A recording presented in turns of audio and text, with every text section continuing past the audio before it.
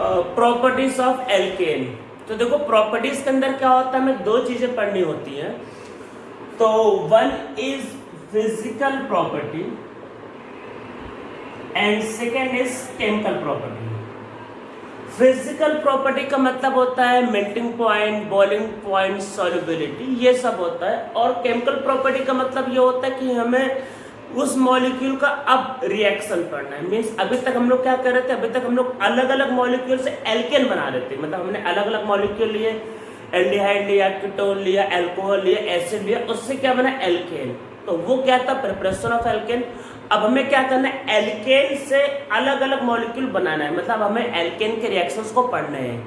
तो रिएक्शंस के बारे में पढ़ेंगे केमिकल प्रॉपर्टीज में, और मेल्टिंग पॉइंट, बॉइलिंग पॉइंट के बारे में पढ़ते हैं फिजिकल प्रॉपर्टी में। तो हम लोग पहले करेंगे फिजिकल प्रॉपर्टी, ये बहुत छोटा सा टॉपिक है। फिर हम लोग मेन टॉपिक पे आएंगे, दैट इज केमिकल प्रॉपर्टी। तो पहले हम लोग लिखते हैं आपके पास भाई physical property, physical properties of alkene, physical properties. तो सबसे पहले उसका स्टेट क्या होता है। स्टेट मतलब कि क्वेश्चन ये कि एल्केन क्या होते हैं भाई, सॉलिड होता है, लिक्विड होता है, गैस होता है, क्या होता है। तो देखो याद क्या रखना है कि जैसे जैसे नंबर ऑफ कार्बन बढ़ते हैं वैसे वैसे एल्केन का मेल्टिंग पॉइंट और बॉइलिंग पॉइंट दोनों बढ़ता है। जैसे जैसे नंबर ऑफ कार्बन बढ़ेंगे, मेल्टिंग पॉइंट, बॉइलिंग पॉइंट दोनों बढ़ेंगे। तो होता क्या है कि शुरू के 4 मतलब फर्स्ट कार्बन से 4 कार्बन एल्केन, एल्केन की बात हो रही, मिथेन, इथेन, प्रोपेन और ब्यूटेन, ये क्या होते हैं गैस। तो शुरू के 4 एल्केन क्या होते हैं गैस। फिर अगले जो 13 होते हैं मीन्स क्या 15 से मतलब 5 से लेके 17 तक वो क्या होता है लिक्विड। तो शुरू के 4 क्या होते हैं गैस और अगले जो 13 होते हैं लिक्विड। और अगर कार्बन 17 से ज्यादा 18 है तो ये होता है सॉलिड। इवन होता भी यही है कि शुरू के जो 4 है वो गैस है। जैसे कि जितने भी इवन हम लोग जो यूज करते हैं, जो भी हम लोग रियल लाइफ में जो भी यूज करते हैं फ्यूल, हम लोग जितने भी फ्यूल यूज करते हैं वो एल्केन ही होता है। क्या होता है, शुरू पहला और दूसरा सीएनजी, पहला वाला सीएनजी, तीसरा और चौथा क्या होता है एलपीजी, फिर 5वां, 6वां, 7वां और 8वां होता है पेट्रोल। उसके बाद आता है 9 और 10 होता है एटीएफ, एविएशन टर्बाइन फ्यूल, जो एरोप्लेन भी यूज होता है। फिर 11 और 12 होता है केरोसिन, और फिर 13 से लेकर 17 तक होता है डीजल। और उसके बाद वाले जो होते हैं उसके बाद वाले होते हैं वैक्स, अरे मोमबत्ती वैक्स। तो ये सारे के सारे उसी से आप समझ लो जो आपका रियल लाइफ में जो फ्यूल होता है। तो शुरू के 4 गैस है, फिर अगले 13 लिक्विड है, फिर उसके बाद वाले क्या होता है सॉलिड। ये उनका फिजिकल अपीयरेंस। तो अभी जैसा मैंने बता दिया, जैसे जैसे नंबर ऑफ कार्बन बढ़ेंगे वैसे वैसे बॉइलिंग पॉइंट और मेल्टिंग पॉइंट बढ़ता जाता है। तो अभी पहले इसमें इनका लिख लेते हैं सॉल्युबिलिटी के बारे में। तो जब भी सॉल्युबिलिटी बोला जाए मतलब केमिस्ट्री में तो एक ही रूल याद रखना है, like dissolve like dissolve like, एक ही जैसे में डिसॉल्व होगा। अरे जैसे रियल लाइफ में मान लो फ्रेंडशिप की बात करते हो तो एक ही जैसे लोगों में क्या होती है, दोस्ती होती है। तो लाइक डिसॉल्व लाइक मीन्स अगर मॉलिक्यूल पोलर है तो पोलर सॉल्वेंट में सॉल्युबल होगा, अगर मॉलिक्यूल नॉन पोलर है तो नॉन पोलर में क्या होगा, सॉल्युबल होगा। अब एल्केन तो पता है कि नॉन पोलर है, तो एल्केन जो होता है वो क्या है, नॉन पोलर। अगर नॉन पोलर है तो वो कहाँ सॉल्युबल होगा, नॉन पोलर सॉल्वेंट में। नॉन पोलर सॉल्वेंट के बारे में जानने के लिए मैंने रिएक्शन मैकेनिज्म में एक क्लिप इसी पे बना रखा है जहाँ पे हम लोगों ने सॉल्वेंट के बारे में पढ़ा है। तो अगर किसी को समझना है कि सॉल्वेंट नॉन पोलर क्या होता है तो आप लोग क्या है रिएक्शन मैकेनिज्म वाले प्लेलिस्ट में जाना, उसमें 3rd या 4th लेक्चर पे जाना, उस पर हेडिंग लिखा हुआ है आपका टाइप्स ऑफ सॉल्वेंट। तो वहाँ मैंने नॉन पोलर सॉल्वेंट के बारे में बता रखा है। तो एल्केन क्या होता है, एल्केन एक नॉन पोलर सॉल्वेंट है। मतलब एल्केन क्या एक नॉन पोलर मॉलिक्यूल है, तो वो कहाँ सॉल्युबल होगा, वो सॉल्युबल होता है नॉन पोलर सॉल्वेंट में। याद रखें लाइक डिसॉल्व लाइक। और वाटर क्या होता है भाई, वाटर तो होता है पोलर। तो इसका मतलब यह है कि जो एल्केन होता है वो वाटर में इनसॉल्युबल होगा, एल्केन वाटर में सॉल्युबल नहीं होता। मतलब क्या है कि अगर आप पानी में पेट्रोल डालोगे तो पानी अलग होगा, पेट्रोल अलग होगा। ये आपको पता भी है, वही चीज यहाँ मैं बता रहा हूँ। तो वाटर अलग है, वाटर क्या है एल्केन, और पेट्रोल क्या है, मतलब वाटर क्या है पोलर, और पेट्रोल क्या है एल्केन, पेट्रोल क्या है नॉन पोलर। तो पोलर नॉन पोलर में कभी भी सॉल्युबल नहीं होता है, ठीक याद रखना है। तो एल्केन इज नॉन पोलर, तो एल्केन कहाँ सॉल्युबल होगा, एल्केन सॉल्युबल होगा सिर्फ नॉन पोलर मॉलिक्यूल में। तो ये क्या होता है, so it is soluble in non polar solvent. और एक बात याद रखना है कि alkane is insoluble in water, water में इनसॉल्युबल होता है, वाटर क्या होता है पोलर, तो वाटर में एल्केन कभी भी सॉल्युबल नहीं होते हैं, ये याद रखना है। Alkane are insoluble in water, water में भाई वो सॉल्युबल नहीं होते, ठीक है। सॉल्युबिलिटी की बात हो गई। अब हम लोग आते हैं बॉइलिंग पॉइंट पे। जैसे जैसे मास बढ़ेगा वैसे वैसे बॉइलिंग पॉइंट बढ़ेगा। तो याद रखना है कि मॉलिक्यूलर वेट इंक्रीज करेगा, बॉइलिंग पॉइंट इंक्रीज करेगा। अगर 2-3 एल्केन के अगर मॉलिक्यूलर वेट सेम हो गए तो जो स्ट्रेट चेन एल्केन होगा उसका बॉइलिंग पॉइंट ज्यादा, जैसे जैसे ब्रांचिंग करोगे वैसे वैसे बॉइलिंग पॉइंट कम होगा। तो याद क्या रखना है कि on branching boiling point decrease, branch करने बॉइलिंग पॉइंट डिक्रीज कर जाता है। पर पहले मास देखना है फिर ब्रांचिंग देखनी है। पहले मास देखना है, जिसका मास ज्यादा उसका बॉइलिंग पॉइंट ज्यादा, जिसका मास कम उसका बॉइलिंग पॉइंट कम। अगर सेम मास हो गए तो जो स्ट्रेट चेन वाला है उसका बॉइलिंग पॉइंट ज्यादा, और जहाँ ब्रांचिंग हो गया उसका बॉइलिंग पॉइंट कम, ठीक है। तो समझते हैं इसको पहले। देखो मीथेन उससे ज्यादा बॉइलिंग पॉइंट इथेन सिंपल, उससे ज्यादा बॉइलिंग पॉइंट प्रोपेन, उससे ज्यादा बॉइलिंग पॉइंट ब्यूटेन। तो बढ़ता जा रहा भाई, जैसे जैसे मास बढ़ेगा वैसे वैसे बॉइलिंग पॉइंट बढ़ेगा, सिंपल। पर देखो आपके पास क्या होगा, अगर आपके पास है ब्यूटेन और आपने ब्रांचिंग कर दी, 2-3 एग्जांपल हाथों मतलब हाथों हाथ लिख लेते सही रहेगा, हाथों हाथ।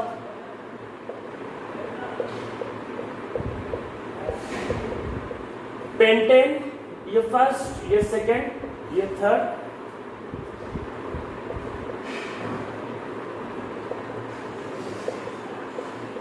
आइसोपेंटेन, और एक लास्ट का लेते हैं नियोपेंटेन।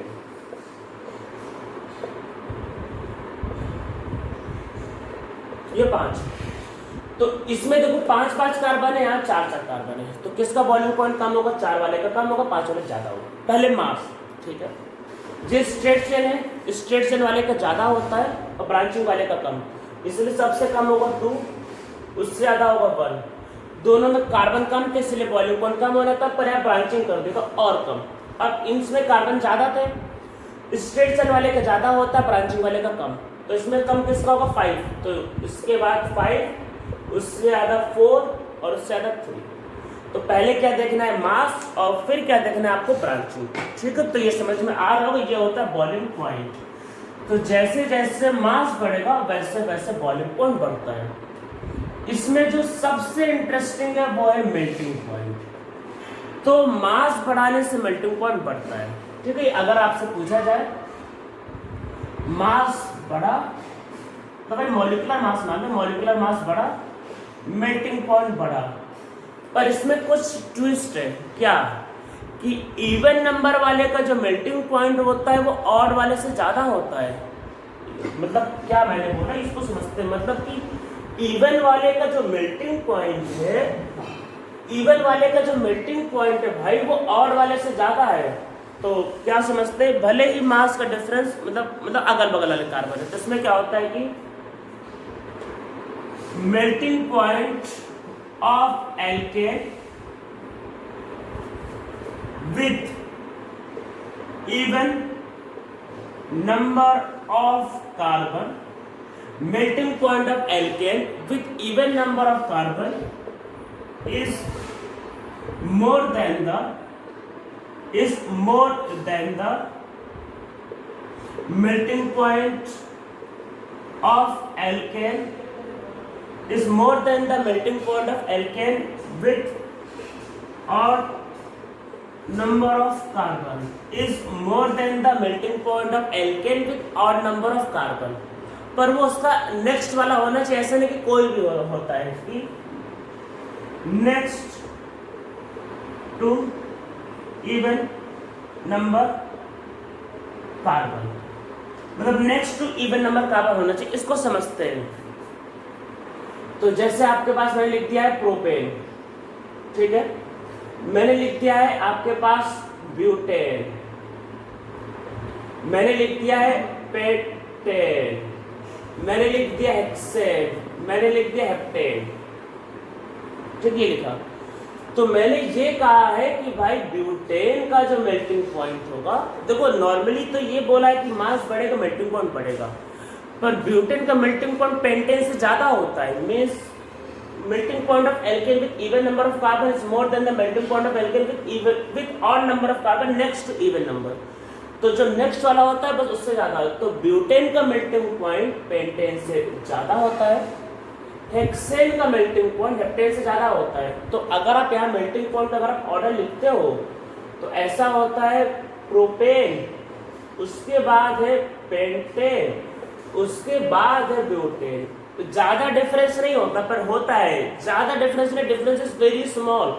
कई बार तो बुक में दोनों को नियरली सेम भी बोलता है, पर नियरली सेम भी ज्यादा डिफरेंस नहीं है, तो याद रखना है नियरली सेम है, थोड़ा सा बहुत थोड़ा सा डिफरेंस है, नियरली सेम है पर थोड़ा सा डिफरेंस है।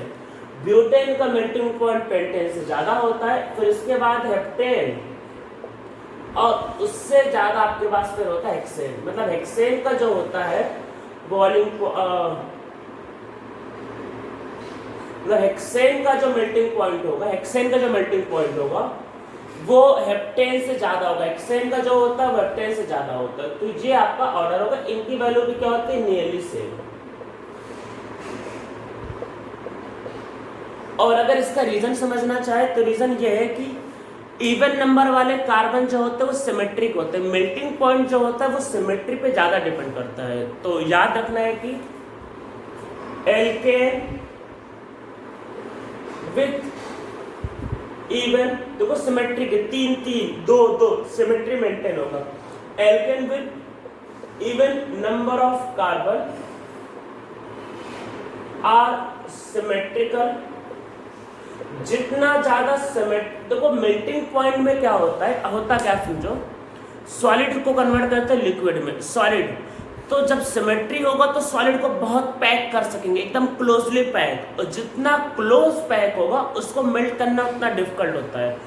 तो मेल्टिंग पॉइंट मेनली सिमेट्री पे डिपेंड करती है। जैसे मैं एक एग्जांपल और बताता हूँ, जैसे सिस और ट्रांस की बात करते हैं, तो देखो सिस वाला ऐसा होता है, सिस एक ही साइड पर, ट्रांस ऐसे और ऐसे, तो देखो ट्रांस सिमेट्रिक, ये इधर ट्रांस सिमेट्रिक है। तो मेल्टिंग पॉइंट की बात करते हैं तो ट्रांस का मेल्टिंग पॉइंट सिस से ज्यादा होता है, क्यों? क्योंकि भाई ट्रांस सिमेट्रिक है और सिस वाला सिमेट्रिक नहीं होता है। जबकि आप बॉइलिंग पॉइंट की बात करो तो सिस एक ही साइड है तो उसका डायपोल मोमेंट ज्यादा होता है, इसलिए सिस का बॉइलिंग पॉइंट ज्यादा होता है ट्रांस। मैं रिपीट करता हूँ, बॉइलिंग पॉइंट डिपेंड करता है इंटरमोलिकुलर फोर्सेस पे ज्यादा। तो क्या होता है, सिस एक ही साइड है तो वो मॉलिक्यूल कैसा, पोलर, अगर पोलर है तो उसका बॉइलिंग पॉइंट ज्यादा, सिस का बॉइलिंग पॉइंट ज्यादा होता है ट्रांस से। आप जब मेल्टिंग पॉइंट की बात करते हैं, मेल्टिंग पॉइंट डिपेंड करता है सिमेट्री के, देखो ट्रांस वाला सिमेट्रिकल, एक इधर, ट्रांस वाला सिमेट्रिकल है, सिमेट्रिकल वाले का मेल्टिंग पॉइंट ज्यादा होता है और अनसिमेट्रिकल वाले का कम। तो ट्रांस का मेल्टिंग पॉइंट ज्यादा होता है, मेल्टिंग पॉइंट सिमेट्री पे डिपेंड करता है। तो जिस एल्केन में इवन नंबर ऑफ कार्बन होता है symmetrical, alkane with even number of carbon are symmetrical, so their melting point is high, तो इसलिए उनका मेल्टिंग पॉइंट क्या होता है, हाई। याद रखना है मेल्टिंग पॉइंट किस पे डिपेंड करता है, सिमेट्री पे। तो ये हम लोगों का फिजिकल प्रॉपर्टी हो गया। अब हम लोग करते हैं केमिकल प्रॉपर्टी।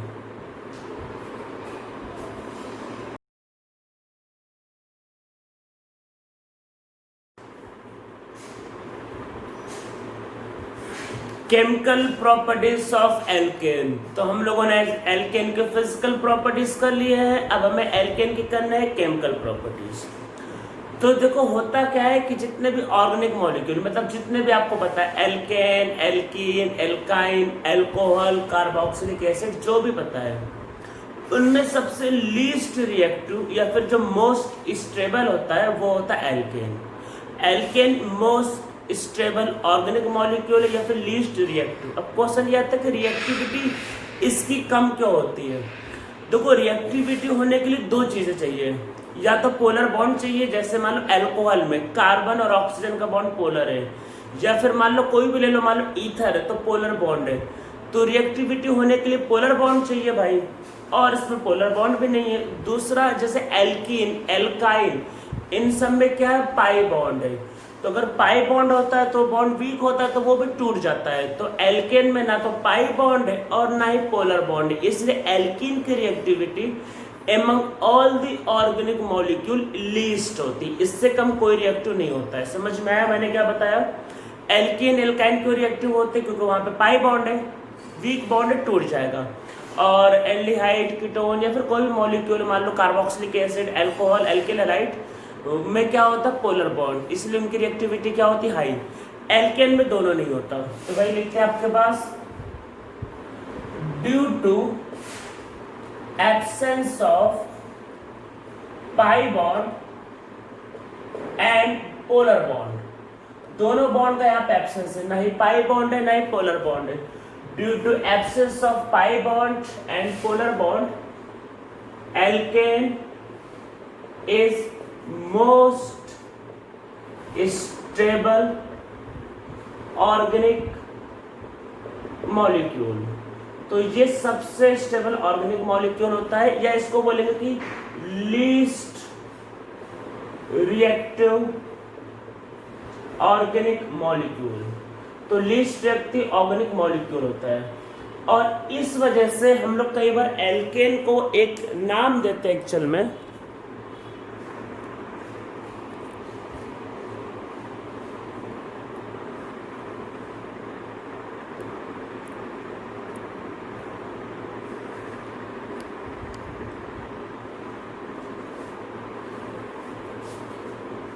और इस वजह से हम लोग एल्केन को एक नाम देते हैं। एल्केन को हम लोग कई बार बोलते हैं कि alkane are also known as paraffin.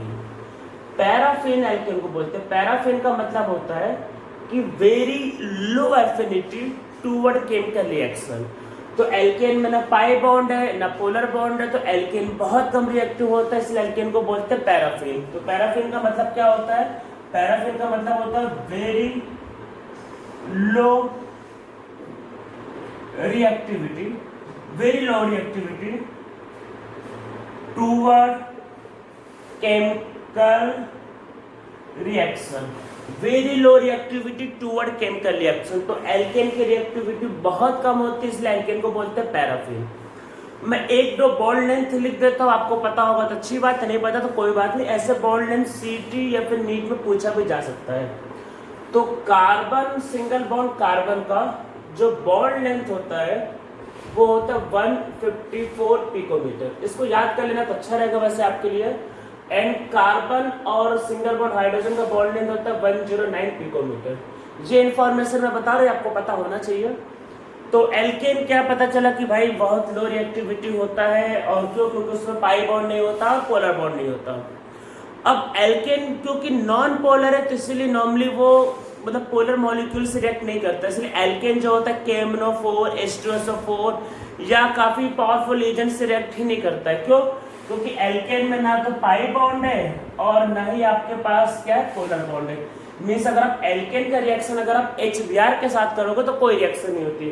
तो एल्केन क्या होता है, स्टेबल होता है तो रिएक्शन नहीं करता है। तो एल्केन क्या होता है, बहुत स्टेबल होता है। हम लोग अब इसके बारे में कुछ रिएक्शंस को पढ़ते हैं। तो एमंग अभी कई रिएक्शन करेंगे, पर एक ही रिएक्शन इंपॉर्टेंट है, जो मतलब बहुत इंपॉर्टेंट है, जो एग्जाम्स में बहुत ज्यादा आता है, तो पहले वही करते हैं। तो हम लोग उसमें फर्स्ट रिएक्शन लिखते हैं, वो आपके पास है हैलोजिनेशन। यह एक बहुत इंपॉर्टेंट रिएक्शन है। कोई भी एग्जाम हो, चाहे वो CET हो, चाहे वो नीट हो, चाहे वो JEE मेन हो, फिर JEE एडवांस, सारे एग्जाम के पॉइंट ऑफ व्यू से ये बहुत इंपॉर्टेंट रिएक्शन है। तो होता क्या है, देखो पहले समझते हैं। RH, हमने एक एल्केन को लिया, एल्केन को ऐसे दिखा RH से, इसका रिएक्शन हमने हेलोजन के साथ किया, H2 के साथ एक रिएक्शन किया, तो क्या बना भाई, बना है RX और HX, ये रिएक्शन है। तो यहाँ पे आपके पास क्या हो रहा है, H की जगह आ गया X, तो यहाँ पे सब्स्टिट्यूशन होता है। सब्स्टिट्यूशन में भी मैकेनिज्म करेंगे तो अभी वो फ्री रेडिकल होता है। तो यहाँ पे क्या होता है, फ्री रेडिकल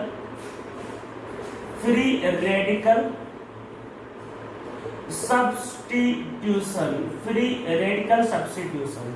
तो यहाँ पे जो इंटरमीडिएट बनेगा वो कैसा होगा, फ्री रेडिकल। जहाँ पे कटायन और अनायन से काम नहीं चल पाएगा, क्यों, क्योंकि एल्केन तो नॉन पोलर होता है, तो यहाँ पे कटायन और अनायन से काम नहीं चलेगा, तो यहाँ पे होता है free radical substitution.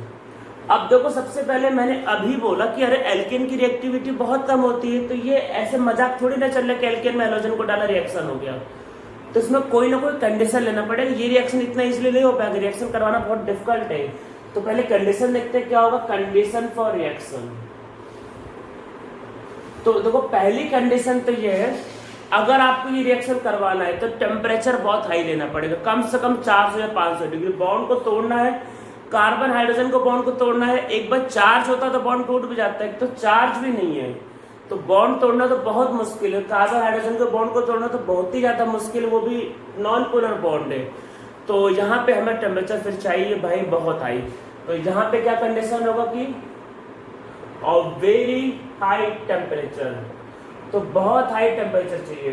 Temperature nearly 400-500 degree चाहिए, पर टेम्परेचर कोई पूछता नहीं है, टेम्परेचर को हम लोग डेल्टा से लिखेंगे। 400-500 डिग्री की जरूरत पड़ती है। अगर लो टेम्परेचर होगा तो फिर रिएक्शन आपके पास नहीं हो पाएगी। तो पहली कंडीशन क्या है कि बहुत हाई टेम्परेचर चाहिए। अगर आप टेम्परेचर हाई नहीं लेना चाह रहे तो आप सनलाइट भी ले सकते हो। दूसरी कंडीशन क्या है कि अगर आप हाई टेम्परेचर नहीं लेना चाह रहे तो कहाँ पे करवा सकते हो, सनलाइट। सनलाइट को हम लोग लिखते हैं HNO, या तो हाई टेम्परेचर लो या फिर सनलाइट लो। अगर आप ये दोनों नहीं लेना चाह रहे तो फिर एक कोई ना कोई ऐसा मॉलिक्यूल लो जो फ्री रेडिकल जनरेट कर सके। तो हम लोग फ्री रेडिकल जनरेट करने वाला मॉलिक्यूल लेंगे और उसके लिए यूज होता है परऑक्साइड। परऑक्साइड क्या होता है, जहाँ पे ऑक्सीजन ऑक्सीजन का बॉन्ड होता है, दैट इज परऑक्साइड। तो इसको लिखते हैं R2O2। तो R2O2 लिया जाता है इसमें। तो R2O2 से भी रिएक्शन हो सकता है। तो आपको क्या चाहिए, या तो हाई टेम्परेचर चाहिए, या सनलाइट चाहिए, या परऑक्साइड। तीनों में से अगर आपने कोई, मतलब या तो ये लो तब भी हो जाएगा, या फिर ये लो या फिर ये लो। तीनों नहीं लिया तो फिर रिएक्शन नहीं होगी। तीनों में से एक तो लेना ही पड़ेगा, तीनों नहीं लिया तो रिएक्शन नहीं होगी। तो हेलोजिनेशन करवाने के लिए ये आपको इनमें से कोई ना कोई कंडीशन की जरूरत पड़ेगी। पहले एग्जांपल समझ लेते हैं। देखो, CH4 Cl2 और HNO, ठीक है। तो आपके पास क्या बनेगा, CH3Cl, ठीक है, मॉलिक्यूल बनेगा प्लस HCl। तो ये हमारे पास मॉलिक्यूल बनेगा। अब हम लोग क्या करते हैं, आगे कुछ और करने के पहले हम लोग इसके पहले मैकेनिज्म को समझते हैं और फिर आगे कुछ और करते हैं। पहले इसके मैकेनिज्म को समझते हैं, क्या है मैकेनिज्म। तो देखो क्या है मैकेनिज्म इसमें। तो ये जो फ्री रेडिकल मैकेनिज्म होता है, नॉर्मली 3 स्टेप में होते हैं। मींस एक तो पहले इनिशिएट करना होता है, उसको बोलेंगे चेन इनिशिएशन मेथड। फिर हमें चेन को आगे बढ़ाना होगा तो उसको बोलेंगे चेन प्रोपोगेशन स्टेप। और जब एक बार चेन प्रोपोगेट कर जाएगा फिर हम लोग लास्ट में चेन टर्मिनेट करेंगे। तो वही करते हैं। तो सबसे पहले आपके पास होगा चेन इनिशिएशन मेथड। पहले चेन को इनिशिएट करना पड़ेगा, तो यह बल्कि चेन इनिशिएशन स्टेप। तो सबसे पहला स्टेप क्या होगा, चेन इनिशिएशन। तो जो हैलोजन जो होगा तो उसके बॉन्ड को तोड़ना पड़ेगा।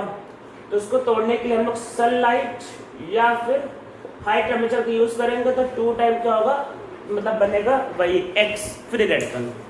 अब ऐसा नहीं कि सिर्फ 2 मॉलिक्यूल बनेगा, इसके बहुत ढेर सारे मॉलिक्यूल ले लेते हैं, मतलब 100, 200, 500 तो ढेर सारे मॉलिक्यूल बन जाएंगे जो चेन को स्टार्ट करने के लिए हमें यूज पड़ेगा। अब देखो दूसरा स्टेप क्या होगा, chain propagation step. Chain propagation step. तो आपके पास क्या होगा, एल्केन और इसका रिएक्शन X रेडिकल के साथ, और इसको अटैक करा के क्या बनाएंगे, RX, यही बनाना था RX, और प्लस H रेडिकल, ठीक है। ये तो हम लोग क्या करेंगे, X रेडिकल को अटैक कराएंगे, बन गया RX और H रेडिकल। तो देखो आपका मन करेगा ये करवाने का, मतलब ये मन करेगा कि भाई RX बनाना है, बस अटैक क्या बन गया। पर ये एक गलत स्टेप है, ये नहीं होता है। आपका मन करेगा करवाने का, पर करवाना नहीं है। मन से पढ़ाई नहीं करनी होती, पढ़ाई दिमाग से करनी होती, इमोशंस के साथ पढ़ाई नहीं करनी है, सोच समझ के काम करना है। सोच समझ के क्या काम करना है, हम लोगों ने इंटरमीडिएट पहले पढ़ रखा है और मैंने आपको बता रखा है कि हमेशा रिएक्शन वो स्टेप फॉलो करता है जहां से इंटरमीडिएट क्या बने, stable. H radical is very unstable. कभी भी केमिस्ट्री में किसी भी रिएक्शन में H रेडिकल को नहीं बनाना है, ये बनता ही नहीं है, बहुत अनस्टेबल है। रिएक्शन हमेशा उस स्टेप को फॉलो करेगा जहां पे इंटरमीडिएट क्या होगा, स्टेबल। ये बहुत अनस्टेबल, ये बनता ही नहीं है। तो बात को ध्यान रखना है क्या कि H रेडिकल, ये ऐसा नहीं कि ये रिएक्शन आगे किसी भी रिएक्शन में नहीं करवाना है ये। तो H radical is very unstable, H radical is very unstable, so it is never formed,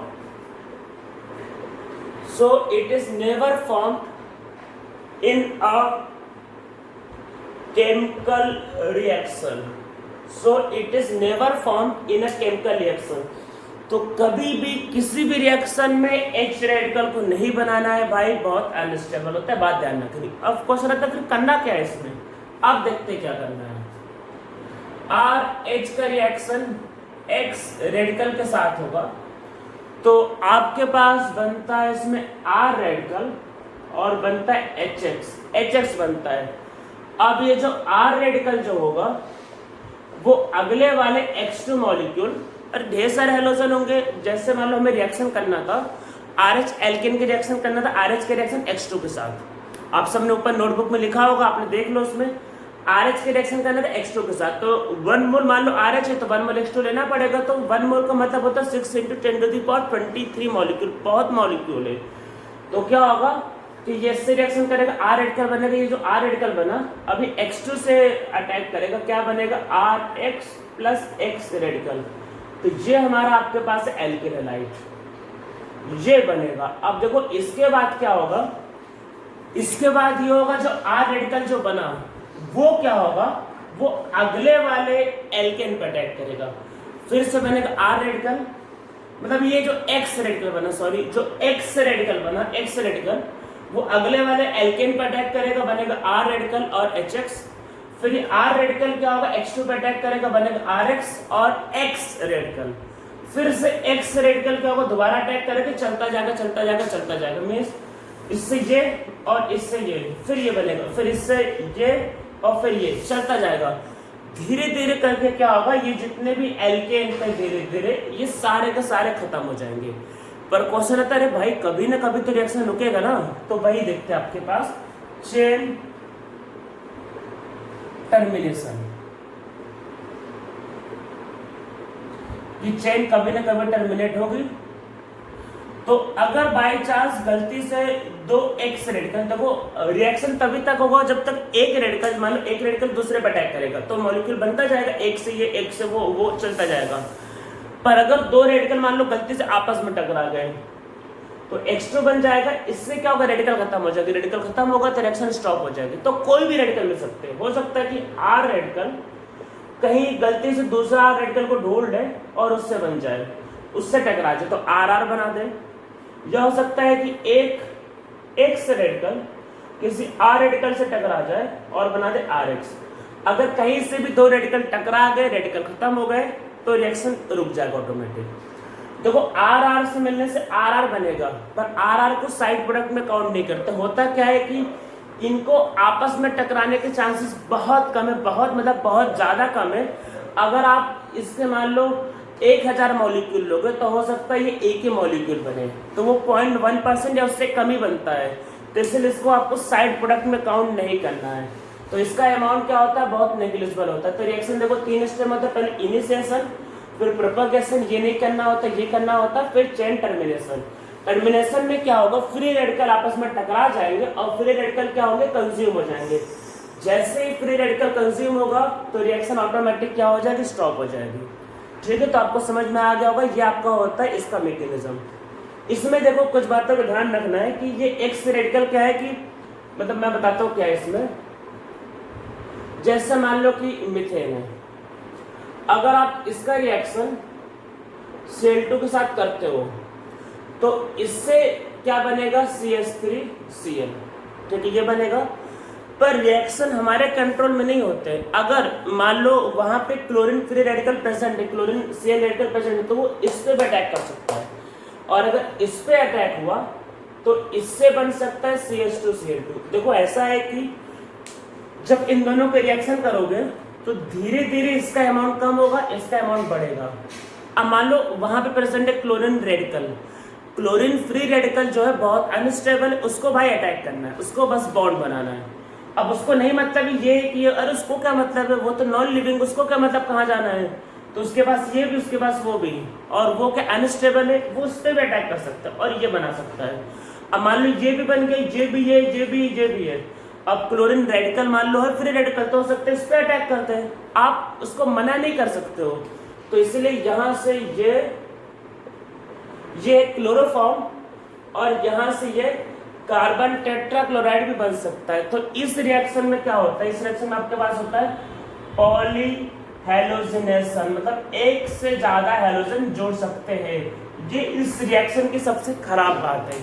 हम चाह रहे कि एक हो भाई, पता चला 2 3 4, और हम रोक नहीं सकते इसको। क्यों? क्योंकि chlorine radical is very unstable, वो इस पे अटैक करके ये बना सकता है, या इस पे अटैक करके ये बना सकता है, या इस पे अटैक करके ये बना सकता है। अब जब हाइड्रोजन है नहीं तो कहां से अटैक करेगा? तो ये ध्यान रखना है कि जहां पे आपके पास जो प्रोडक्ट होंगे ये सारे के सारे बन सकते हैं। तो यहाँ पे क्या होता है, ध्यान रखना है कि जब हेलोजिनेशन करते हैं तो मिक्सचर ऑफ प्रोडक्ट फॉर्म होता है। तो यहाँ पे क्या होता है, mixture of products of form. तो यहाँ पे बहुत ढेर सारे प्रोडक्ट बनते हैं क्योंकि यहाँ पे क्या होता है, पॉली हेलोजिनेशन।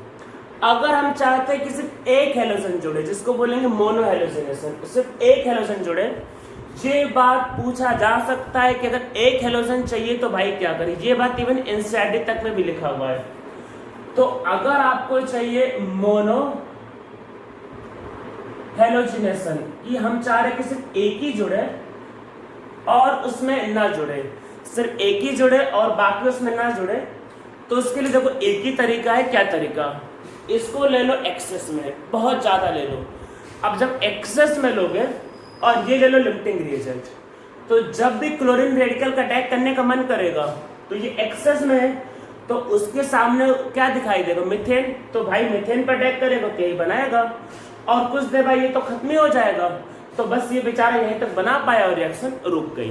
तो अगर आपको चाहिए मोनो हेलोजिनेशन है तो उसके लिए क्या होगा, reactant that is alkane must be taken in excess। तो अगर आपको चाहिए कि भाई सिर्फ एक ही हो बाकी ना हो, तो उसके लिए रिएक्टेंट को एक्सेस में लेना पड़ेगा। तो एक्सेस में लोगे तो बार बार इससे अटैक होता रहेगा और आपके पास ये बनता जाएगा। ठीक है, तो समझ में आ रहा होगा कि अगर एक्सेस में लेंगे तो ये ज्यादा होगा, तो बार बार इसी पे अटैक करेंगे, प्रोडक्ट बनेगा। तो अगर आपको चाहिए मोनो हेलोजिनेशन तो उसके लिए आप क्या करोगे, उसके लिए आप रिएक्टेंट को एक्सेस में लोगे। ये चीजें पूछ सकता है कि क्या करें मोनो हेलोजिनेशन के लिए, तो क्या करेंगे, रिएक्टेंट को एक्सेस में लेंगे। एक क्वेश्चन सॉल्व करते हैं, CH3 और Br2 और HNO।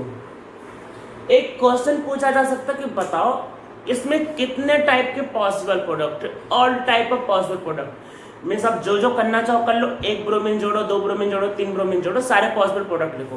तो हम लोग वही कर लेते, देखते कि इसमें कितने पॉसिबल प्रोडक्ट बनते हैं। इसको बहुत ध्यान से देखना। पहले 1 ब्रोमीन को जोड़ते, देखो दोनों सिमेट्रिक है तो क्या बनेगा, ये पहला प्रोडक्ट। अगर 2 ब्रोमीन को जोड़ना है, देखो 2 ब्रोमीन को, तो दोनों ब्रोमीन एक कार्बन पे आ सकते हैं, ये दोनों ब्रोमीन अलग अलग कार्बन पे भी आ सकते हैं। तो वही करते हैं, दोनों ब्रोमीन एक कार्बन पे आ सकते हैं, या दोनों ब्रोमीन अलग अलग कार्बन पे भी आ सकते हैं। ठीक है, 2 ब्रोमीन हो गया। अगर 3 ब्रोमीन है तो तीनों एक ही कार्बन पे आ सकते हैं, या फिर 2 इधर और 1 उधर। ऐसा भी हो सकता है, तो वही करते हैं। तो तीनों ब्रोमीन एक कार्बन पे आ जाए, या एक ब्रोमीन एक कार्बन पे आए और दूसरे वाले कार्बन पे कितने ब्रोमीन आए? 2। ठीक है, हो सकता है 4 ब्रोमीन आए। अब देखो 4 को लगाना तो 1 पे 3, 1 पे 1, या फिर 1 पे 2, 1 पे 2। तो ऐसा हो सकता है कि 1 पे 1 और 1 पे 3, या फिर दोनों पे 2-2। ठीक है ये। और अगर आपके पास मान लो 5 ब्रोमीन है, तो 1 पे 2 और 1 पे 3, इसमें और कोई केस तो बन नहीं सकता। और मान लो सारे ब्रोमीन हो गए, तो ये एक लास्ट केस। तो काउंट करते कितने बने, देखो 1 2 3 4 5 6 7 8 9, तो टोटल 9 प्रोडक्ट इसमें पॉसिबल है। ठीक है, तो 1 ब्रोमीन लगाया, 2 ब्रोमीन लगाया, 3 ब्रोमीन लगाया, 4 ब्रोमीन लगाया, 5 ब्रोमीन, 6 ब्रोमीन। तो टाइप्स ऑफ प्रोडक्ट कितने बन सकते हैं इसमें? 9। ठीक है, तो इसका आंसर आपके पास कितना आएगा? 9। समझ में आ गया होगा। तो ये आपके पास क्या था? Simple halogenation. अब देखो हम लोगों को करना क्या क्या है, हम लोगों को क्या करना है कि जो हेलोजिनेशन जो थे, कौन कौन से, bromine means bromination, chlorine means chlorination, fluorine means fluorination, और आयोडीन मीन्स आयोडोनेशन, चारों को अलग अलग पढ़ना है। इंपॉर्टेंट रिएक्शन इसलिए भाई चारों को अलग अलग करना पड़ेगा, और कोई तरीका नहीं। तो चारों को हम लोग क्या करेंगे? अलग अलग पढ़ेंगे। तो ये तो जनरल ओवरव्यू था। इसमें एक और सीख लेते हैं, इसमें एक और रिएजेंट सीख लेते हैं। अगर आपके पास एल्केन है, इसकी रिएक्शन अगर आप SO2Cl2 के साथ करते हैं, SO2Cl2 के साथ, और साथ में लिया पर ऑक्साइड मीन्स R2O2, तो इससे भी बनता है आपके पास RCl। जी ध्यान रखना, SO2Cl2 है, मीन्स क्या होता है, पहले जो लिखा था वो था SOCl2, जो रिएक्शन मैकेनिज्म बताएगा वो SOCl2। अगर एल्कोहल का रिएक्शन SOCl2 से करते तो RCl बनता है। ये SOCl2 वो SO2Cl2, दोनों में कंफ्यूज नहीं होना है, वो एल्केन है, एल्कोहल है। ठीक है, इसमें पेरोक्साइड लेना पड़ता है। देखो पेरोक्साइड के केस में क्या होता है, ऑक्सीजन ऑक्सीजन में लोन पेयर होता है, बहुत रिपल्सन होता है, बॉन्ड टूट जाता है। तो ये बॉन्ड बहुत इजीली टूट जाएगा, और इससे क्या बन जाएगा? 2 टाइम RO रेडिकल। तो ये क्या होगा, ये रिएक्शन को स्टार्ट करने में आपको हेल्प करेगा। तो ये क्या होता है, इस पे अटैक करके क्लोरीन रेडिकल बनाता है, फिर रिएक्शन हो जाता है। बस क्लोरीन रेडिकल बनाएगा, उसके आगे तो पता है चेन इनिशिएशन, प्रोपगेशन, टर्मिनेशन, वही सारा स्टेप। तो ये क्या होता है, ये यूज करते किसके लिए? For creating. ये इस पे अटैक करके क्या करता है? रेडिकल क्रिएट करता है। For used for creating Cl radical. तो सेल रेडिकल को क्रिएट करने के लिए इसको यूज होता है। सल्फर में ऐसा हो सकता है, इवन आपके पास ब्रोमीन में भी ऐसे कर सकते हैं। मान लो RH और आपके पास है SO2Br2, और आपके पास ऐसा लिखा R2O2, बस R2O2 मतलब पेरोक्साइड है, तो क्या बनेगा? RBr। ठीक है, ये पेरोक्साइड होता है। तो ये आपके पास क्या था, ओवरऑल व्यू था किसका? हेलोजिनेशन का। अब हम लोग क्या करेंगे, हम लोग उसमें पहला केस करेंगे फ्लोरिनेशन, फिर क्लोरिनेशन, पहले करेंगे फ्लोरिनेशन, फिर क्लोरिनेशन, फिर ब्रोमिनेशन, फिर आयोडोनेशन। तो हम लोग वही स्टार्ट करते हैं। देखो सबसे पहले वाले पे आते हैं आपके पास फ्लोरिनेशन पे।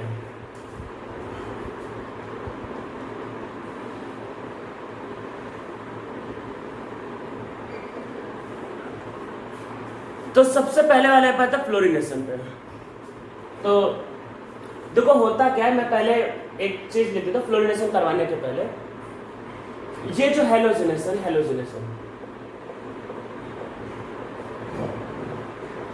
ये जो हेलोजिनेशन है, ये नॉर्मली एक्सोथर्मिक है। कैसा है? एक्सोथर्मिक, हीट रिलीज होता है। ठीक है, हीट रिलीज होने का ऑर्डर क्या है? फ्लोरिनेशन में हीट अगर एक्सट्रोफ्लोरिनेशन है तो बहुत ज्यादा रिलीज होता है, फिर क्लोरिनेशन में, फिर ब्रोमिनेशन में, और फिर आयोडोनेशन में। मतलब ऐसा होता है कि फ्लोरिनेशन जब करते हैं तो एक्सप्लोजन होता है। मतलब अगर आप मान लो एक लैब में हो और आप फ्लोरिनेशन कर रहे हो तो एक्सप्लोजन होगा, लैब पूरी उड़ जाएगी। पता चला कि आप फ्लोरिनेशन कर रहे हो तो आप तबाह हो गए, डिस्ट्रॉय हो गए। तो अगर मतलब केमिस्ट्री में कुछ रिएक्शन में ऐसा होता है कि हीट इतनी ज़्यादा रिलीज होती है कि सब कुछ उड़ जाता है, डिस्ट्रॉय हो जाता है। अगर कोई आदमी फ्लोरिनेशन कर रहा है तो वो उड़ जाएगा, वो बचेगा ही नहीं। तो जब वहाँ पे देखेंगे कि आदमी उड़ गया है और फ्लोरीन गैस निकल ले तो गेस करते कि भाई फ्लोरिनेशन वो कर रहा होगा, मतलब और कोई तरीका नहीं। इतनी ज़्यादा एनर्जी रिलीज होगी, एक्सप्लोजन होता है एक तरह से, वो बहुत बड़े बम के तरीके से, बम एक्सप्लोजन पूरा उड़ जाएगा। तो फ्लोरिनेशन में बहुत ज़्यादा एनर्जी रिलीज, एक्सप्लोजन होता है। तो फ्लोरिनेशन इसीलिए मैंने देखो अभी तक किसी एग्जाम्पल में फ्लोरिनेशन नहीं लिखा, फ्लोरिनेशन करवाते ही नहीं है। अगर जिंदा रहना है तो फ्लोरिनेशन नहीं करवाते, बहुत ज़्यादा एनर्जी रिलीज होती है। तो फ्लोरिनेशन ये एक्सप्लोसिव होता है, एक्सप्लोसिव। तो ऐसे नहीं बोलेंगे एक्सोथर्मिक, बोलेंगे highly highly highly exothermic, explosive होता है ये एक्सोथर्मिक। इसको आयोडीन, सुस्त आदमी, बड़ा आदमी, सुस्त आदमी, रिएक्शन नहीं करना है, बहुत स्लो आदमी, रिएक्शन नहीं करना है, तो इसको धक्के मार के करवाना पड़ता है रिएक्शन। तो ये एक तरह से एंडोथर्मिक है, ठीक है। तो इसमें हीट रिलीज एक तरह से समझ होती भी नहीं है, अगर होगा भी तो बहुत कम, उल्टा एक्चुअल में होता नहीं, उल्टा देना पड़ता है। तो ये आपका एंडोथर्मिक होता है। तो हम लोग फ्लोरिनेशन को समझते हैं कि क्या होता है भाई। तो ये पहले ध्यान रखना कि हीट रिलीज यहाँ ज्यादा होता है, यहाँ कम, यहाँ कम, यहाँ कम। रीजन अभी समझते हैं। तो अभी देखते हो पहले भाई फ्लोरिनेशन, RH F2 के साथ रिएक्शन RF प्लस HF, क्या हुआ, heat release, delta H, explosive, blast हो गया, आदमी उड़ गया, जिसने क्या भाई उड़ गया। तो फ्लोरिनेशन में क्या है कि कुछ बचा ही नहीं, तो इसलिए इसको हम लोग डायरेक्टली नहीं करवाते। तो इसलिए क्या ध्यान रखना है कि सो डायरेक्ट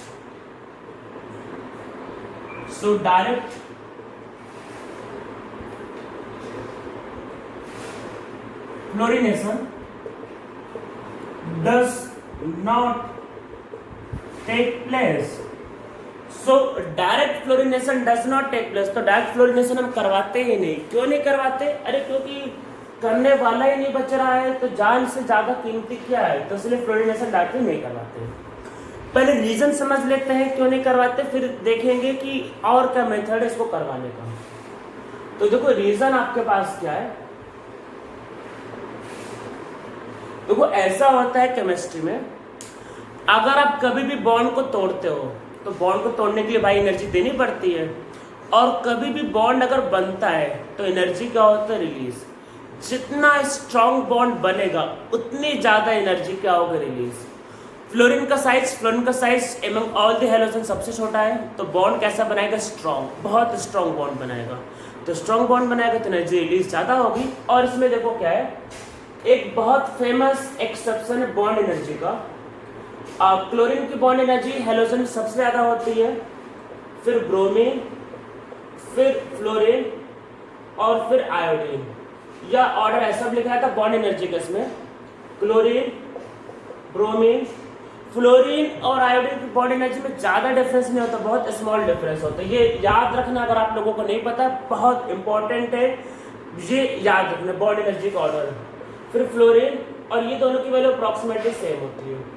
तो फ्लोरीन का देखो साइज छोटा होता है, तो बॉन्ड एनर्जी क्या होता है, दोनों एटम पास पास है तो दोनों के लोन पे रिपल करते हैं। मीन्स क्या होता है, फ्लोरीन में क्या होता है, लोन पे रिपल्सन होता है, इसलिए बॉन्ड क्या होता है, वीक।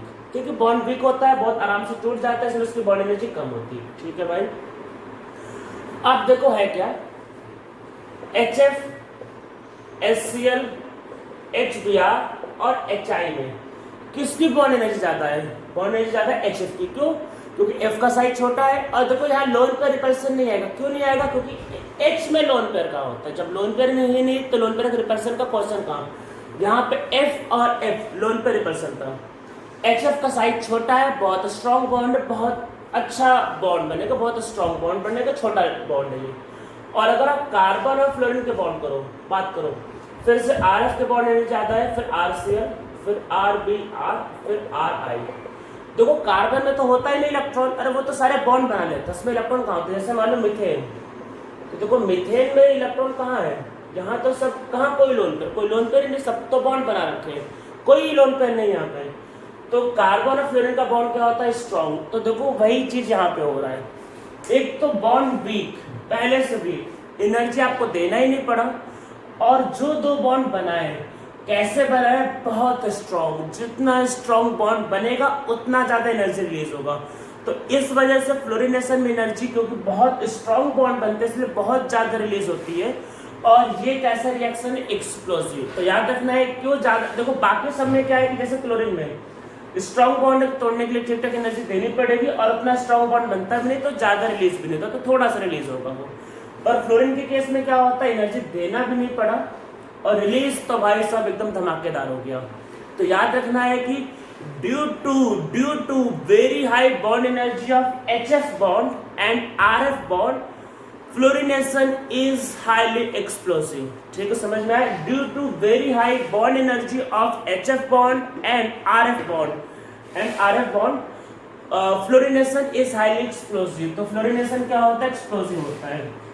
अगर एक्सप्लोसिव होता है तो डायरेक्ट फ्लोरीनेशन नहीं करवाते, तो उसके लिए अब कोई ना कोई मेथड ढूंढा गया होगा। तो उसमें से पहला मतलब एक ही मेथड, दैट इज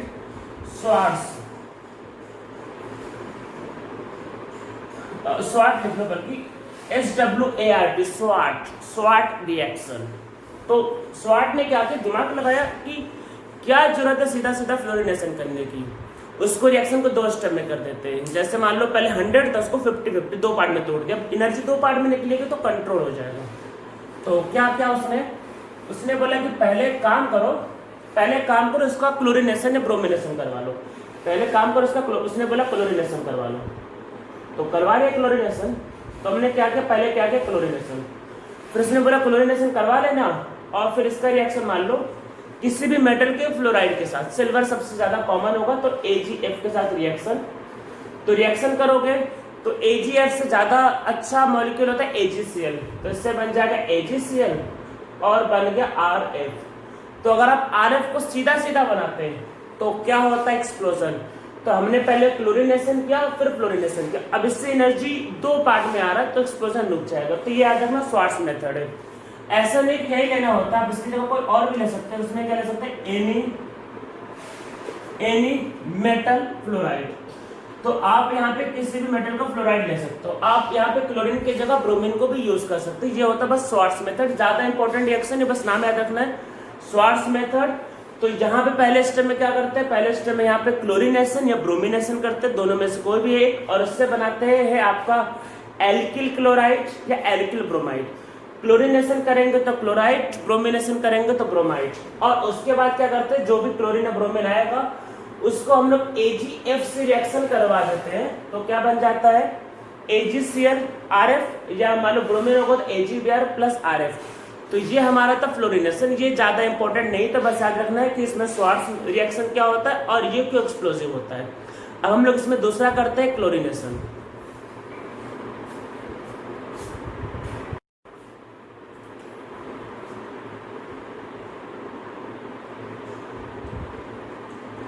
क्लोरीनेशन, तो जो क्लोरीनेशन में क्या करना होता है, पहले वही आपको पता ही है कि H की जगह Cl आ जाएगा। पहले एग्जांपल समझते हैं। तो देखो फ्री रेडिकल की स्टेबिलिटी पहले मैं लिख देता हूं।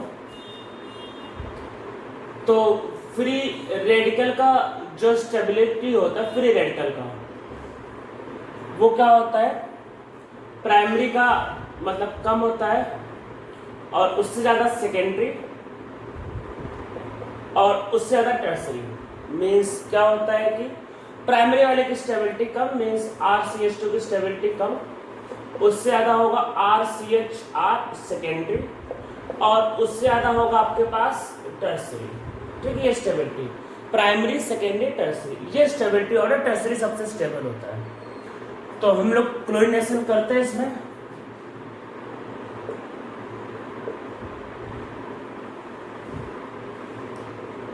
और हम लोग जो करने जा रहे हो मोनोक्लोरीनेशन, सिर्फ एक Cl को लगा रहे, बस हो गया मोनोक्लोरीनेशन। तो डबल ट्रिपल हो सकता है पर उसमें नॉर्मली क्वेश्चन से नहीं आता। हम लोग नॉर्मली करने आ रहे हैं मोनोक्लोरीनेशन। अगर आपको एग्जाम में क्वेश्चन में नहीं मेंशन किया है कि क्या करवाना, तो आप हमेशा करवाओगे मोनोक्लोरीनेशन। ठीक है, समझ में आ रही है। कुछ मेंशन नहीं किया तो एक बार करवाना होता है रिएक्शन। तो Cl2 का रिएक्शन HNO के साथ करेंगे तो बनेगा CH3 CH2 Cl। ये हमारा प्रोडक्ट है। ठीक है, सिंपल। कोई भी एक हाइड्रोजन को हटा दो, यही बनेगा प्रोडक्ट।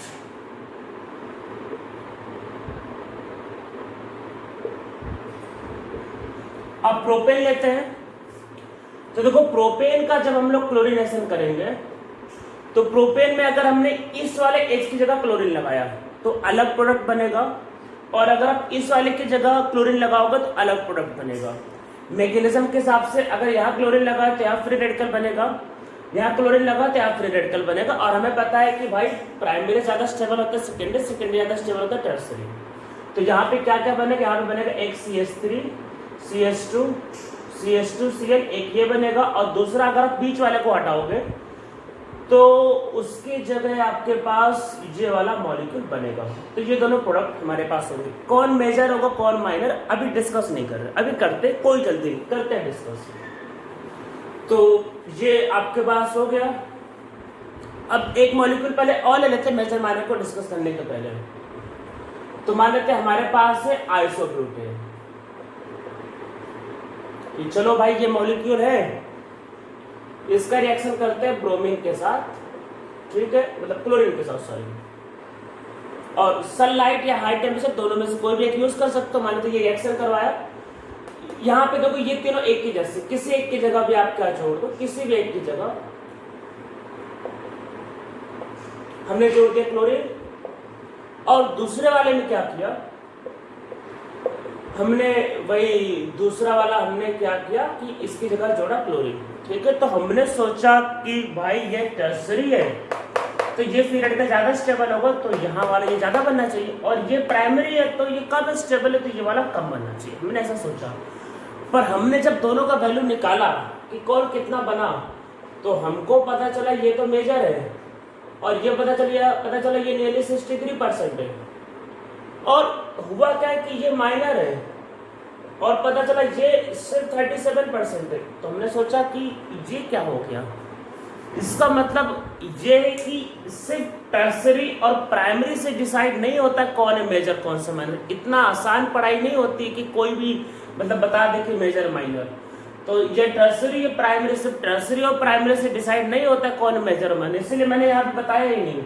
तो हमने सोचा कि ये भाई टर्सरी तो मेजर होना चाहिए, पर उल्टा मिल गया माइनर, और ये है मेजर। तो अब इसमें हमें समझना पड़ेगा कि किस किस फैक्टर पे देखो रिएक्टिविटी डिपेंड करता है। रिएक्टिविटी एक्चुअल में देखो दो फैक्टर पे डिपेंड करता है। किस पे? तो भाई देखते हैं फैक्टर्स अफेक्टिंग रिएक्टिविटी, कि भाई रिएक्टिविटी कौन कौन से फैक्टर पे डिपेंड करती है। पहला तो इस बात पे कि जो हाइड्रोजन निकलने वाला है वो प्राइमरी कार्बन से, सेकेंडरी कार्बन से, कि टर्सरी कार्बन से। ठीक है, तो पहले इसी बात पे डिपेंड करता उसको बोलते हैं रिएक्टिविटी। तो देखो टर्सरी की रिएक्टिविटी ज्यादा होती है, फिर सेकेंडरी, फिर प्राइमरी। और एक्सपेरिमेंटली हमने क्या देखा कि जो हाइड्रोजन जो होता है, हाइड्रोजन प्राइमरी, सेकेंडरी और टर्सरी जो हाइड्रोजन है, इनकी रिएक्टिविटी का रेशियो 1:3.8:5। मतलब क्या है कि अगर इसकी प्राइमरी की रिएक्टिविटी अगर 1 है तो टर्सरी की रिएक्टिविटी से 5 टाइम ज्यादा। क्यों? क्योंकि टर्सरी वाले का जो फ्री रेडिकल होता है वो ज्यादा स्टेबल होता है। तो ये वैल्यू कहाँ से है? ये वैल्यू एक्सपेरिमेंटली आती है, ये एनसीईआरटी में भी दिया हुआ है, ये आपको याद करना है। तो अगर प्राइमरी हाइड्रोजन को निकालोगे तो उसकी रिएक्टिविटी 1 है, तो अगर सेकेंडरी को निकालोगे सेकेंडरी तो उसकी रिएक्टिविटी 3.8 या आप उसको 4 भी मान सकते हो। ठीक है, एग्जैक्ट वैल्यू 3.8:5। तो पहला किस पे डिपेंड करता है? Reactivity of hydrogen. तो ये किस पे डिपेंड कर रहा है भाई? रिएक्टिविटी ऑफ हाइड्रोजन पे। तो रिएक्टिविटी ऑफ हाइड्रोजन पे डिपेंड करता है। क्वेश्चन आता है कि और दूसरा किस पे डिपेंड करता है? दूसरा डिपेंड करता है नंबर ऑफ हाइड्रोजन पे। यहाँ पे देखो प्राइमरी वाले देखो 3 6 और 3 9 हाइड्रोजन में, तो यहाँ पे एकता है, यहाँ पे नंबर ज्यादा है, और टर्सरी वाला बेचारा सिर्फ 1 है, तो उसका भी तो फर्क पड़ेगा ना। ये इसके निकलने के चांस ज्यादा है, 9 हाइड्रोजन, ये बेचारा सिर्फ 1 है। तो दूसरा किस पे डिपेंड करेगा? दूसरा डिपेंड करता है नंबर ऑफ हाइड्रोजन पे। अगर हाइड्रोजन का नंबर ज्यादा होगा तो उससे भी क्या होगा, मेजर माइनर अफेक्ट होगा। तो दो चीजों पे डिपेंड करेगा, पहला कि रिएक्टिविटी किसकी ज्यादा है किसकी कम। तो टर्सरी की चलो रिएक्टिविटी ज्यादा है, प्राइमरी की रिएक्टिविटी कम। दूसरा इस बात पे भी तो डिपेंड करेगा ना कितने हाइड्रोजन है। जहाँ पे देखो 9 हाइड्रोजन है तो बोलेंगे प्रोबेबिलिटी के हिसाब से इसको निकलने के चांस ज्यादा है, इसके निकलने की चांस कम है। तो वो डिपेंड करेगा नंबर ऑफ हाइड्रोजन में, केस पे डिपेंड करेगा आपके पास प्रोबेबिलिटी। तो वो निकलने के चांस ज्यादा है, उसकी प्रोबेबिलिटी ज्यादा है। तो दो चीजों को डिसाइड करना है, प्रोबेबिलिटी इसकी निकलने की 9, इसकी 1, पर रिएक्टिविटी इसकी कम इसकी ज्यादा। तो कौन मेजर होगा कौन माइनर होगा, ये इसको मिला के डिसाइड होता है। अब वैसे तो देखो कोई फॉर्मूला नहीं होता है, पर मैंने एक फॉर्मूला बना रखा है आप लोगों को इन परसेंटेज निकालने के लिए कि कैसे निकालते हैं। तो फॉर्मूला एक लिख लेते हैं। अगर आपके पास मान लेते हैं प्राइमरी वाले का पूछा, मैंने तो प्राइमरी बाय हैलाइट पूछा है, तो प्राइमरी वाले के लिए पूछा है तो क्या करना, प्राइमरी वाले की रिएक्टिविटी ये ध्यान रखना, प्राइमरी आरपी को होता है प्राइमरी, और प्राइमरी वाले के नंबर ऑफ हाइड्रोजन, एनपी का मतलब है number of hydrogen upon total. तो प्राइमरी की रिएक्टिविटी उसके नंबर ऑफ हाइड्रोजन, सेकेंडरी की रिएक्टिविटी उसके हाइड्रोजन, और टर्सरी की रिएक्टिविटी और उसके हाइड्रोजन, और इसको क्या करेंगे 100 से मल्टीप्लाई। अगर प्राइमरी का निकालना है तो भाई ये करना है, अगर सेकेंडरी का निकालना है मान लो तो सेकेंडरी का निकालना होगा तो ऊपर सेकेंडरी की वैल्यू ले लेना, कोई दिक्कत नहीं। तो सेकेंडरी की रिएक्टिविटी और उसके हाइड्रोजन और नीचे फिर से टोटल। तो टोटल का मतलब क्या होगा, प्राइमरी की रिएक्टिविटी उसके हाइड्रोजन, सेकेंडरी की रिएक्टिविटी उसके हाइड्रोजन, और टर्सरी की रिएक्टिविटी और उसके हाइड्रोजन, और इंटू 100। और अगर टर्सरी का करना है तो टर्सरी को भी सेम ऐसे कर सकते हो। ये कोई फॉर्मूला नहीं है, मतलब मैंने एक ऐसे ट्रिक बनाया परसेंटेज निकालने के लिए। अब देखो कैसे, मान लेते हैं हमें इसका परसेंटेज सपोज करके इसका निकालना है। तो यहाँ पे देखो कितने हाइड्रोजन है, 2, मतलब 2 हाइड्रोजन है। तो भाई 2 हाइड्रोजन है तो भाई तो 2 हाइड्रोजन हट सकता है ना। तो आपको अगर मान लेते इसका परसेंटेज निकालना है तो कितने हाइड्रोजन निकाल सकते थे, 2, और सेकेंडरी की रिएक्टिविटी 3.8। तो number of hydrogen into reactivity, तो रिएक्टिविटी कितना होता है 3.8 जो होता नीचे टोटल। तो प्राइमरी हाइड्रोजन कितने थे 3 और 3 6, तो 6 हाइड्रोजन उसकी रिएक्टिविटी 1, तो 6 हाइड्रोजन और रिएक्टिविटी 1, और सेकेंडरी वाले हाइड्रोजन भाई 2 और उसका रिएक्टिविटी 3.8 और इनटू क्या आता 100। आप इसको जब करोगे तो ये अप्रॉक्सीमेटली 55%, जब करके देखना अप्रॉक्सीमेट। अब ये 55% है तो ये ऑब्वियसली कितना बनेगा 45%। तो इस तरीके से परसेंटेज निकालते हैं। अगर मान लो आपको यहाँ परसेंटेज निकालना हो तो मान लेते इसका मैं निकाल के दिखाता हूँ। तो यहाँ पे टोटल हाइड्रोजन कितने 9 और उसकी रिएक्टिविटी 1, 9 हाइड्रोजन रिएक्टिविटी 1, यही 9 हाइड्रोजन 3 + 3 + 6, तो 9 हाइड्रोजन रिएक्टिविटी 1, प्राइमरी की रिएक्टिविटी 1 होती है, और बाकी के लिए करना होगा तो 9:1, और टर्सरी वाला सिर्फ 1 हाइड्रोजन, तो 1 हाइड्रोजन और रिएक्टिविटी लेकिन 5, और इंटू 100 ये करोगे तो अप्रॉक्सीमेटली 63%। और अगर ये 63% है तो ये कितना होगा दूसरा वाला 37%। तो इस तरीके से क्या होता है हम लोग निकाल सकते हैं क्लोरीनेशन में परसेंटेज। तो परसेंटेज निकालना इंपॉर्टेंट है, ये क्लोरीनेशन में पूछा भी जाता है। तो समझ में आपको आ गया होगा कि किस तरीके से परसेंटेज निकालते हैं। ये एक ट्रिक मैंने बताया, ये रेशियो याद रखना 1:3.8:5। तो इस रेशियो में क्या होता है प्राइमरी, सेकेंडरी और टर्सरी हाइड्रोजन की रिएक्टिविटी होती है टूवर्ड क्लोरीनेशन। ठीक है, समझ में आ गया होगा। ये हो गया टॉपिक क्लोरीनेशन, बस इसमें यही करना था, मेन परसेंटेज निकालना होता है। अब हम लोग आगे टॉपिक करते हैं ब्रोमिनेशन।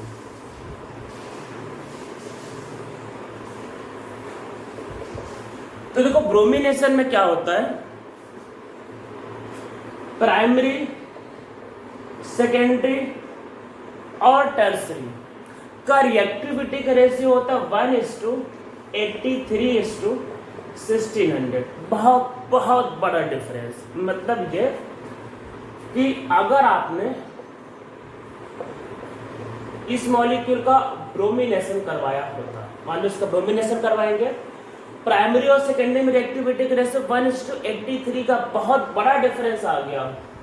तो अब इस केस में ये जो मॉलिक्यूल जो बनेगा ये अप्रोक्सीमेटली 97-98% बनेगा, ये मतलब कुछ 97-98 के आसपास, तो ये बहुत ज़्यादा हो गया। तो दूसरा वाला तो बस 2-3% है, तो उसको लिखो ना लिखो कोई फर्क नहीं पड़ता। और दूसरा वाला जो होगा CH3 CH2 CH2 Br, तो ये माइनर होगा, सिर्फ कितना 2-3%। तो ब्रोमिनेशन के केस में आंख बंद करके क्या बनाना है, अगर दो ऑप्शन है प्राइमरी और सेकेंडरी तो आंख बंद करके सेकेंडरी, अगर दो ऑप्शन है प्राइमरी और टर्सरी तो आंख बंद करके क्या बनाना है, टर्सरी। कुछ सोचना ही नहीं, ब्रोमिनेशन में आंख बंद करके टर्सरी। तो जैसे मानते CH3 CH3 और ये मॉलिक्यूल, अगर आप इसका ब्रोमिनेशन करोगे तो देखो क्लोरीनेशन में तो यहाँ वाला मेजर है, पर ब्रोमिनेशन आंख बंद करके टर्सरी वाला, कुछ सोचना ही नहीं है। तो यहाँ पे ये मॉलिक्यूल बनेगा और ये मॉलिक्यूल क्या होता है कि नियरली 98-99%, नियरली 99%। तो ये आपके पास क्या मेजर, नियरली 98-99%, तो यही आपके पास मेजर है। तो दूसरे वाले के बारे में सोचना ही नहीं है। तो अब जैसे माने थे आपके पास अगर ये एक मॉलिक्यूल है, अब देखो आप सोचोगे ये प्राइमरी सरी ढेर सारे सेकेंडरी है, और अगर हम इसका ब्रोमिनेशन करवाए तो क्या होगा कि प्राइमरी की सेकेंडरी की टर्सरी, ब्रोमिनेशन के केस में आंख बंद करके टर्सरी, अरे बहुत बड़ा डिफरेंस है। तो चुपचाप क्या बनाना है इसमें, बस टर्सरी। अरे टर्सरी वाले पे H की जगह Br, H की जगह Br आ रहा है, तो हेलोजनेशन चल रहा है, तो क्या होगा इसमें आपको हमेशा टर्सरी ही बनाना है। टर्सरी की रिएक्टिविटी क्या होती है, बहुत ज्यादा हाई होती है, ठीक है। अब समझते हैं रीजन, पहले कुछ चीजों को समझते हैं। देखो ऐसा होता है, जो स्टेबिलिटी होता है, फ्लोरीन पीरियोडिक टेबल में मोस्ट इलेक्ट्रोनेगेटिव एलिमेंट है, तो ऐसा होता है फ्लोरीन, उससे ज्यादा स्टेबल है क्लोरीन, उससे ज्यादा स्टेबल है ब्रोमीन, और उससे ज्यादा स्टेबल है आयोडीन। तो इसकी रिएक्टिविटी बहुत ज्यादा हाई होती है, बताया है, तो एक्सप्लोजिव होता है, हाईली रिएक्टिव होता है। उससे ज्यादा स्टेबल है ये, उससे ज्यादा स्टेबल है, उससे ज्यादा स्टेबल ये, ठीक है। जैसे जैसे स्टेबिलिटी बढ़ेगी तो वो क्या होगा, सिलेक्टिव। सिलेक्टिव मतलब कि अब वो स्टेबल है तो ऐसे नहीं कि कहीं भी आंख बंद करके अटैक करते, जैसे मान लो फ्लोरीन है, मतलब वो हाईली अनस्टेबल, मतलब पागल हो गया, वो अटैक करना, बस पागल अटैक करना, तो कहीं भी जाकर अटैक कर देगा। तो उसके लिए कोई मतलब ही नहीं है कि प्राइमरी है कि सेकेंडरी कि टर्सरी, उसके लिए सब बराबर है। वो बहुत अनस्टेबल है, उसको बस अटैक करना है, तो उसके लिए इस बात से कोई फर्क नहीं पड़ता है प्राइमरी लिया, सेकेंडरी लिया, टर्सरी लिया। ये इससे बेटर कंडीशन पे है। जब बेटर कंडीशन पे होगा तो थोड़ा तो सोचेगा कि अच्छा यहाँ अटैक करे, यहाँ अटैक करे, तो वो थोड़ा सा सिलेक्टिव हो गया। अब ये और बेटर कंडीशन पे है, तो जब वो और बेटर कंडीशन पे होगा तो और स्टेबल है। जब वो स्टेबल होगा तो ऐसे नहीं कि अब पागलों की तरह कहीं भी अटैक कर दे, अब वो सिलेक्टिव होगा, वो चूज करेगा। ये एक तरह से समझ लो कि जैसे मान लो कि फिल्म स्टार एक नया मान लो हीरो है, तो कोई भी फिल्म करने के लिए रेडी हो जाएगा, वैसे फ्लोरीन है। पर जब बहुत बड़ा स्टार बन गया, अब वो क्या स्टेबल हो गया, तो वो सिलेक्शन करेगा कि मैं ये करूं ये ना करूं। तो ब्रोमीन क्या स्टेबल है, तो जो स्टेबल है वो सिलेक्टिव है, ये अनस्टेबल है तो ये क्या है, मतलब लेस सिलेक्टिव, इसको किसी से कोई मतलब नहीं। तो होता फिर ये है। और आयोडीन तो हाईली अनस्टेबल है, वो तो बेचारा रिएक्शन ही नहीं करना चाह रहा है, तो उसको जबरदस्ती करवाना पड़ता है। अभी उसके बारे में देखेंगे। तो इसमें क्या होगा, जैसे जैसे क्या होगा, S stability of free radical increases, इनका जो बढ़ेगा, S stability of free radical increases, selectivity of halogen also increases. Selectivity of halogen also increases. तो जैसे जैसे फ्री रेडिकल की स्टेबिलिटी बढ़ेगी भाई, वैसे वैसे क्या होगा, आपका जो सिलेक्टिविटी होगा भाई बढ़ता जाएगा। तो ये आपके पास क्या है, ये वाला सबसे ज्यादा सिलेक्टिव, ये लीस्ट सिलेक्टिव। तो होता क्या है कि हम इन तीनों में कंपेयर कर लेते हैं, किसके बारे में, प्राइमरी, सेकेंडरी और टर्सरी। अगर आप फ्लोरीन के लिए करोगे, फ्लोरीन रेडिकल, तो उसको बस अटैक करना है, उसको कोई मतलब नहीं कि प्राइमरी के, सेकेंडरी के, टर्सरी। तो रेट का रेशियो होता है 1:1:1, उसके लिए सब बराबर है। पर अगर आपके पास क्लोरीन होता है तो थोड़ा सा बेटर कंडीशन पे तो थोड़ा सा ज़्यादा सेलेक्टिव, तो होता है 1:3.8:5। जब ज़्यादा स्टेबल तो ज़्यादा सेलेक्टिव, फिर ज़्यादा वो चूज करेगा, सेलेक्ट करेगा। और ब्रोमीन रेडिकल और ज़्यादा स्टेबल तो फिर वो होगा और ज़्यादा सेलेक्टिव, तो 1:83:1600। और आयोडीनेशन तो बेचारा रिएक्शन ही नहीं करना चाह रहा, तो उसकी तो इच्छा ही नहीं रिएक्शन करने की, तो फिर उसके बारे में हम लोग नहीं लिखते। तो फ्लोरिनेशन हाईली रिएक्टिव एक्सप्लोसिव, तो 1:1:1, जो 1:3.8:5 में जैसे जैसे स्टेबिलिटी बढ़ती है तो वैसे वैसे क्या होता है, सिलेक्टिविटी बढ़ता है। ब्रोमिनेशन के केस में याद देखो, मेन आपको परसेंटेज इसमें सोचना है, इसमें सोचना है। देखो ये वाला एक्सप्लोसिव होता है, करवाते ही नहीं है। परसेंटेज इसमें सोचना होगा, क्लोरिनेशन में परसेंटेज पूछता है, सोचना होगा। ब्रोमिनेशन में आंख बंद करके प्राइमरी से प्रेफर सेकेंडरी, सेकेंडरी से प्रेफर टर्सरी। ठीक है, ये आपका हो गया ब्रोमिनेशन। तो इसमें आंख बंद करके क्या है, प्राइमरी के ऊपर सेकेंडरी, सेकेंडरी के ऊपर टर्सरी। अब हम लोग लास्ट इसमें करते हैं, जो बचा वो आपके पास है आयोडीनेशन। अब आयोडीनेशन में क्या है कि आयोडीन रिएक्शन नहीं करना चाह रहा, तो देखते क्या होगा। अगर आप RH का रिएक्शन अगर आप I2 के साथ करते हो तो क्या बनेगा, Ri प्लस HI। तो देखो है क्या, आयोडीन का साइज बड़ा है, तो अगर बड़ा साइज है तो ये वाला बॉन्ड सबसे वीक है। मैंने थोड़ी देर पहले बताया था कि भाई RF सबसे स्ट्रॉन्ग, फिर RCl, फिर RBr, फिर RI। ये भी बेचारा वीक बॉन्ड, ये भी वीक बॉन्ड, तो दोनों मॉलिक्यूल दोबारा मिलके ये फिर बैकवर्ड आ जाएंगे। मीन्स क्या है, दोनों अनस्टेबल है, रिएक्शन बैकवर्ड आ जाएगी, दोनों अनस्टेबल है। तो HI क्या है, बहुत अनस्टेबल है, इवन एसिड में सबसे स्ट्रॉन्गेस्ट एसिड में काउंट होता है। HFSLH वैसे स्ट्रॉन्ग, तो रिएक्शन बैकवर्ड आएगी। तो क्या है कि both RI and HI are unstable, so backward reaction is also possible. तो backward reaction possible है आपका। अगर आप चाहते हो कि भाई बैकवर्ड रिएक्शन ना हो, जो पूछा जाए एक्चुअल में आयोडीनेशन अगर आए तो यही क्वेश्चन पूछेगा, बताओ क्या करें कि बैकवर्ड ना हो। तो एक ही तरीका है कि इसको कंज्यूम कर लो। ली चैटलर प्रिंसिपल क्या कहता है कि अगर एक प्रोडक्ट को निकाल लो, अरे जब ये बचेगा ही नहीं तो कहे से बैकवर्ड जाएगा, तो HI को क्या कर लो, कंज्यूम कर लो। तो क्या होता है, to stop backward reaction HI is consumed. तो हम लोग बैकवर्ड रिएक्शन को स्टॉप करने के लिए क्या करते हैं, HI को क्या करते हैं, consume. To stop backward reaction HI is consumed, HI को कंज्यूम करना है। HI को कैसे कंज्यूम करोगे, HI एक बहुत पावरफुल रिड्यूसिंग एजेंट है, तो उसके लिए कुछ ऑक्सीडाइजिंग एजेंट यूज कर लेते हैं। तो बस यही होता है, HI is very powerful reducing agent, so it is consumed by oxidizing agent.